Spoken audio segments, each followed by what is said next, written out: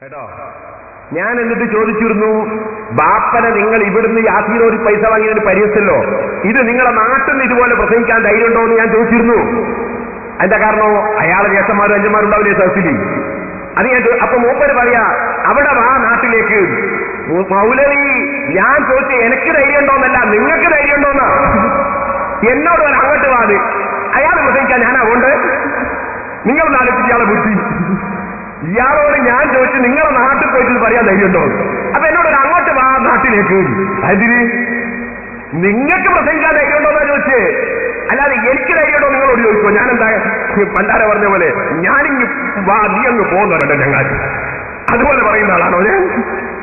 അപ്പൊ അതുകൊണ്ട് നിങ്ങൾക്ക് നിങ്ങളുടെ നാട്ടിൽ പോയിട്ട് യാസീനോടിനെ പറ്റി പറയാൻ ധൈര്യമുണ്ടോന്നാ ചോദിച്ചു.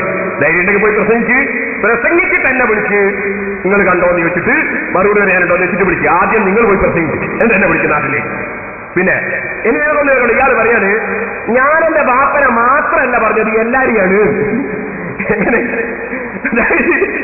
ഇയാൾ പറഞ്ഞ ഞാൻ പൊതുവേ പറഞ്ഞതാണ്. പൊതുവേ പറഞ്ഞ ആളുകളെ ബാപ്പയും പറ്റിയിട്ടുണ്ട്, ബാക്കിയുള്ള എല്ലാവരും ബാപ്പാരും പറ്റിയിട്ടുണ്ട് അല്ലേ. അയാളെ ബാപ്പനെ മാത്രമല്ല എല്ലാവരും ബാപ്പാരും എല്ലാ ആയാലും പറഞ്ഞതാണ് ഇയാൾക്ക് അതിന്റെ മറുപടി. അത് കേട്ടോളി, പൊതുവേ പറഞ്ഞ ആളെന്ന് പറഞ്ഞത് കേട്ടോളി. ഓക്കെ,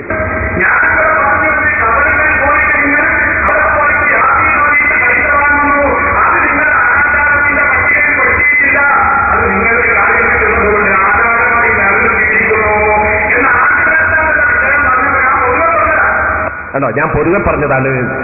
പൊതുവെ പറഞ്ഞാണെന്ന് അർത്ഥം എന്താ? എന്റെ ബാപ്പാനെ മാത്രമല്ല ബാക്കിയുള്ളവരെയും കൂടിയാണ്. മറ്റേത് വെറും ബാപ്പാനെ മാത്രമല്ലേ ഞാൻ പറഞ്ഞിട്ടുള്ളൂ.